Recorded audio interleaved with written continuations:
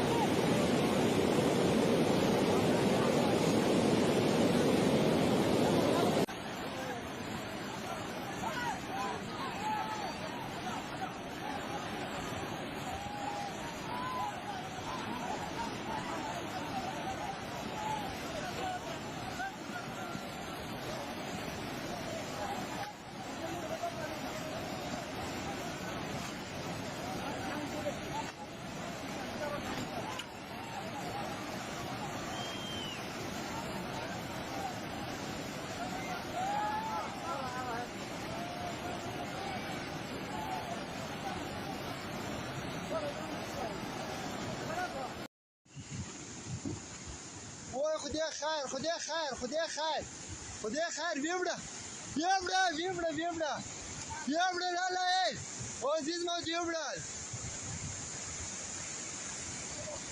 عزیز ما ویمړه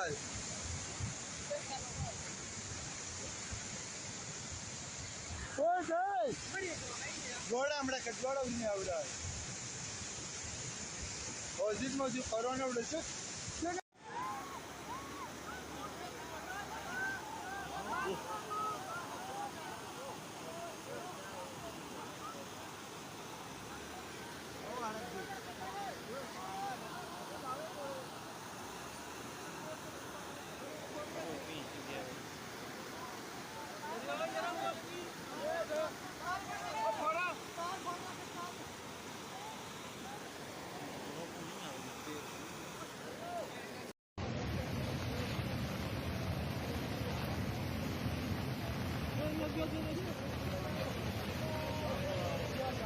अस्तगफिरुल्लाह अस्तगफिरुल्लाह अस्तगफिरुल्लाह अल्लाहु अकबर बदल गोफर ऐसे शिरा कर गया कैसे से दुई शिर गया मुआ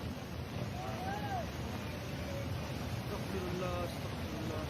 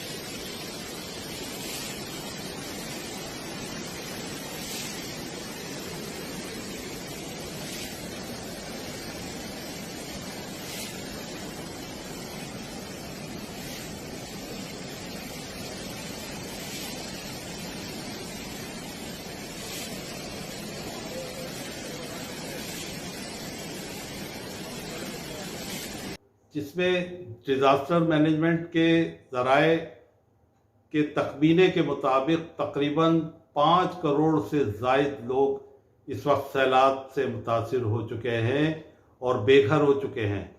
हज़ारों इंसानी इमवात इस सैलाब में हो चुकी है। 10 लाख से ज़्यादा मवेशी मर चुके हैं। लाखों मकान लोगों के तबाह हो चुके हैं।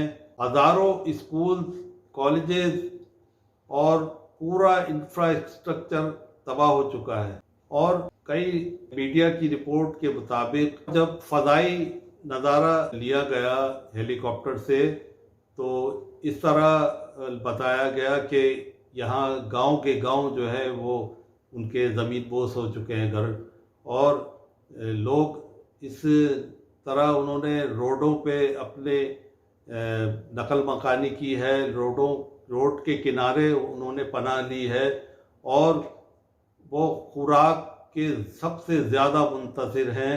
और इस तबाहशुदा इलाकों में एक तरफ तो सैलाब से लोगों के घर टूट चुके हैं, अगर किसी का घर साबित भी है तो इनमें पूरा पानी भरा हुआ है, जिसकी वजह से लोग रोड के किनारे खुले आसमान के नीचे, औरतें बच्चे मर्द ज़मीन पर रहने पर मजबूर हैं, और जिनके घर की छतें सलामत हैं, पानी घर के अंदर भरा हुआ है, तो औरतें बच्चों ने छतों पर पनाह ली हुई है। अब आप बताएं कि ये इन हालात में लोग अपना खाने का बंदोबस्त कैसे करेंगे?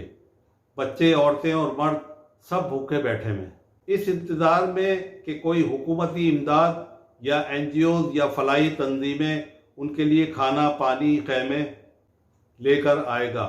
कुछ यूट्यूबर्स नुमाइंदे बहुत मुश्किल से उन इलाकों में सैलाब ज़दगान की खबर लेने गए हैं, तो वहाँ पर लोग डंडे लेकर रोड पर एहतजाज कर रहे हैं हुकूमत के खिलाफ।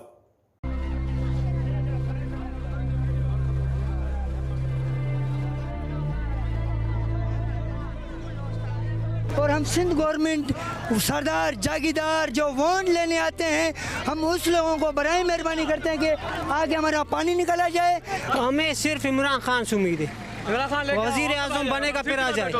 ये बिलावल जब से बैठा है कहता है कि हम तब्दीली लेके आएंगे, जियारा पार्टी मिलके नहीं मिलता है, हमारा बच्चा रोटी नहीं मिलता है, कुछ नहीं मिलता है, अभी ये तक भूख से मरता है। किधर जा रहे इमरान खान वापस? हाँ, वापस इमरान खान आ जाएगा, वापस इमरान खान आएगा। फिर भी हम भी जी इमरान खान आ जाए, हमारे सिंध के लिए इमरान खान अच्छा है। ये चोर, डाकू, जागीरदार, जरदारी, बारी, चोर, ये चक्कर नहीं चले। हाँ जी, हम अपील करते हैं अपने फौज से, मेहरबानी करके इमरान खान को वापस लेके आओ भाई। अपना कुरान को मानो, अपना रसूल को मानो, इमरान खान को फिर के लेके। इमरान खान जिंदाबाद, इमरान खान। टीम नहीं मिलता है खाने के लिए भी, बच्चा भूख से मरता है, किधर जाए हमने? ताउन कुछ भी नहीं करता, बड़ा अपना पूरा है, कुछ भी नहीं आया है भाई। वोट के लिए बोला आ जाओ, आ जाओ, हम इमरान खान को वोट देगा, कुछ के नहीं देगा भाई। वापस इमरान खान आ जाएगा अपना सीट पर। दूसरी तरफ से मीर आमदनी खान, सरदार राजीव नकवी। तो आप 10 दिन हो गए यहाँ सड़क पर ज़िंदगी गुजारे, कोई बंदा नहीं आपके पास आया कि कोई अमदाद लेके या आप सड़क पर ज़िंदगी गुजारे हैं, आपके लिए कोई इंतजामात किए जाएं? कोई भी नहीं आया आपके पास। बच्चे हैं, बीमार हैं, किसको खारिशी हो रही है, किसको पानी पीने की नहीं है, बराए मेहरबानी याद के लिए उनके इलाज के लिए कुछ किया नहीं जा रहा, तो ये हालत है यहाँ सिंध के लोगों की। और MPs और MNAs जो उन इलाकों से वोट लेकर जीत चुके हैं, लोग उनका सबका नाम लेकर बता रहे हैं कि वो वज़ीर और मेंबरान असम्बली वोट लेने आ जाते हैं और बाद में पलटकर इलाकों की खबर नहीं लेते हैं कि उनके इलाके में लोग उनका इंतज़ार कर रहे हैं और आस लगाकर बैठे हैं कि कोई हुकूमती वज़ीर या कोई NGO खाना या पानी खैमे लेकर आएंगे। ख़ास तौर से बच्चे, औरतें प्यास से बिलग रहे हैं, बच्चे दूध की वजह से बिलग रहे हैं और इंतहाई गुस्से के आलम में इंतज़ार कर रहे हैं कि 3 दिन से ज़्यादा हो गया है, खाना नहीं मिला, बुरा हाल है। दूसरी तरफ हुकूमत आवाम से अपना रिलीफ फंड मांग रही है, यानी रिलीफ फंड का ऐलान कर दिया है और सियासी जमातों ने अपने अपने रिलीफ कैंप कायम कर दिए हैं कि आवाम इस फंड में बढ़ चढ़ कर इमदाद दें। हम आवाम हुकूमत से ये सवाल करते हैं कि तुम आवाम से किस मुंह से इमदाद मांग रहे हो?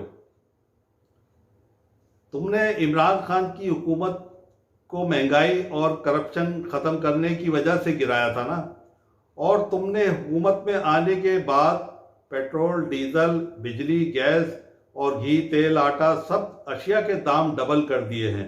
तुम्हें तो शर्म आनी चाहिए। आवाम से इमदाद मांगते हुए। तुमने तो आते ही कमर तोड़ महंगाई के सिवा आवाम को दिया ही क्या है कि लोगों का अपने बच्चों का पेट पालना मुश्किल कर दिया है। आवाम तुम हुक्मरानों से पूछती है कि तुम सब ने जो आवाम के टैक्स का पैसा चोरी करके बाहर अपनी जायदादें बनाई हैं और बाहर के बैंकों में पैसा रखा हुआ है, पहले तो तुम वो जायदादें बेचो और बाहर के बैंकों से आवाम का चोरी किया हुआ पैसा मुल्क में लेकर आओ और सैलाब ज़दगान की मदद करो। तुम लोगों ने अपने सियासी कैंप लगा दिए हैं और तुम लोगों ने महंगाई से लुटी हुई आवाम को मुखैर बोलकर उनसे सैलाब ज़दगान के लिए चंदा मांग रहे हो, बल्कि तुम सबका शुमार तो दुनिया के अमीर तरीन लोगों में होता है। तुम हुकूमत वालों का शुमार सबसे बड़े मुखैर हजरात में होता है। अगर तुम आवाम के हमदर्द हो तो आगे बढ़ चढ़ का हिस्सा लो, वरना आवाम डंडे लेकर तुम्हारा इस्तकबाल करने के लिए तैयार बैठी हुई है और इंतज़ार कर रही है। और फिर तुम किस मुंह से इलेक्शन के लिए वोट मांगने आओगे और दोबारा फिर किस तरह आवाम में जा सकोगे? जिस तरह ज़िमनी इलेक्शन में आवाम ने तुम्हें कसरत राय से मुस्तरद किया है और आवाम फिर तुम्हें कबूल नहीं करेगी। सैलाब में घिरी हुई आवाम तुमसे गिला कर रही है कि 40 साल से तुम्हें MNA MPA को वोट देकर जिता रहे हैं, वो पलट कर अपने हलकों में अभी तक देखने तक नहीं आ रहे हैं। हम आवाम ने देखा कि शहबाज शरीफ और सिंध के वज़ीर आला हेलीकॉप्टर में बैठकर सैलाब में घिरे हुए खुले आसमान के नीचे बेबस लोगों का तमाशा ऊपर से देख रहे हैं और वीडियो कवरेज दे रहे हैं। इस वक्त आवाम को खुराक, पानी और बच्चों के लिए दूध और खैमों की दवाओं की जल्द से जल्द सख्त ज़रूरत है। तुम आवाम का फंड जमा करने के इंतज़ार में रुके हुए हो और सैलाब ज़दा आवाम भूख से मर रही है। अभी मीडिया पर एक खबर देखी कि सेवन शरीफ के इलाके में इमदादी राशन भेजा गया था, तो वहाँ के हुकूमती बड़े एडमिनिस्ट्रेटर ओहदेदार ने किसी फैक्ट्री में वो सामान छुपा कर रख दिया था और उसने आवाम में तकसीम नहीं किया था। तो उस वक्त आवाम को पता चला कि इस फैक्ट्री में जो हमारे लिए सामान आया था वो छुपा के रखा हुआ है एडमिनिस्ट्रेटर ने। तो फिर उसके फैक्ट्री के दरवाजे तोड़कर उन्होंने वो सामान हासिल किया और अपनी भूख मिटाई। ऐसे हुकूमती हरामखोर कारिंदों पर नज़र रखी जाए कि गरीब आवाम के मुंह से निवाले छीन रहे हो जिनके ज़मीर मुर्दा हो गए हैं। इस हुकूमत की तब्दीली में करोड़ों अरबों रुपए हासिल किए होंगे सियासतदानों और इदारों ने, और तुम लोग महंगाई की सताई हुई आवाम को मुखैर बोलकर चंदा मांग रहे हो, जबकि तुम लोग सबसे ज़्यादा मुखैर हो। तुम्हें ज़्यादा से ज़्यादा सैलाब में घिरे हुए आवाम को फंड देकर उनकी दुआएं लेने का वक्त है, उनकी मदद करने का वक्त है। आओ आगे बढ़ो और आज उन्हें तुम्हारी इमदाद की सख्त ज़रूरत है और फ़ौरन उनकी भूख मिटाओ ताकि अल्लाह के रहम के तुम मुस्तहिक हो सको। वो तुम्हारी इमदाद का बेचैनी से इंतज़ार कर रहे हैं। अब दुबई, तुर्की, सऊदी अरब, कतर, फ्रांस और कई मुल्कों ने इमदाद देने का वादा किया है और अब इमदादी सामान उतरना शुरू हो गया है। अब फ़ौज को चाहिए कि वो अपनी निगरानी में ये इमदाद तकसीम करे, वरना यही सामान पहले की तरह मार्केटों में बिकता हुआ नज़र आएगा। ये ख़यानत करने वाले मुसलमान अपने आप को कहते हैं, ये मुसलमान कहलाने के हकदार नहीं हैं। और अब मैं उन दुकानदारों और डिस्ट्रीब्यूटर हजरात से गुजारिश करूंगा और मैं अब अपने ताजिर भाइयों से दरख्वास्त करूंगा कि मुसीबत की इस घड़ी में लोगों से ज़ायद मुनाफा ना तलब करो और उसकी एक जायज़ कीमत ले लो ताकि अल्लाह के रहम के मुस्तहिक तुम भी हो सको। और लोगों को इतना ना तंग करो कि लोग जो है लूट मार करने पे आ जाए। लोग अब सैलाब की वजह से शहरों की तरफ नकल मकानी कर रहे हैं, किसी तरह से शहर में आ रहे हैं। यहाँ के जितने भी गवर्नमेंट स्कूल हैं सिंध के, वहाँ पर हुकूमत ने उन्हें पनाह दी हुई है और अब उन्हें इमदाद किस तरह पहुंच रही है ये अल्लाह ही जानता है या वो लोग जानते हैं। तो जितने भी ज़्यादा से ज़्यादा मुक़य्यर हजरात बिजनेसमैन हैं वो दिल खोल कर इमदाद करें और ताकि उसका सवाब आप लोगों को मिल सके। किसी मजबूर गरीब और लुटे पिटे घर से बेघर लोगों की मदद करने पर अल्लाह आप पर भी रहम करेगा। नाज़रीन, इस वीडियो को आखिर तक देखें और मतलब ये कि मेरी वीडियो का ज़्यादातर तज्जिया जो है वो आखिर में होता है। आपसे गुजारिश है कि मेरे चैनल ख़बरनामा को लाइक, सब्सक्राइब और बेल आइकन ज़रूर दबाएं ताकि मेरी आने वाली नई वीडियो आप तक पहुंच सके आसानी से। आखिर में अल्लाह हाफिज़ और अल्लाह निगहबान। और आखिर में मैं अपने मुल्क के लिए दुआ गो हूँ कि अल्लाह ताला इस आफतज़दा मुल्क को आफतों से निकाले और लोगों की मदद पहुँचे और कोई भूखा ना सोए और सब लोग जो है वो दिल खोल कर इमदाद करें और सैलाब जल्द से जल्द ख़त्म हो। अल्लाह हाफिज़। पाकिस्तान जिंदाबाद।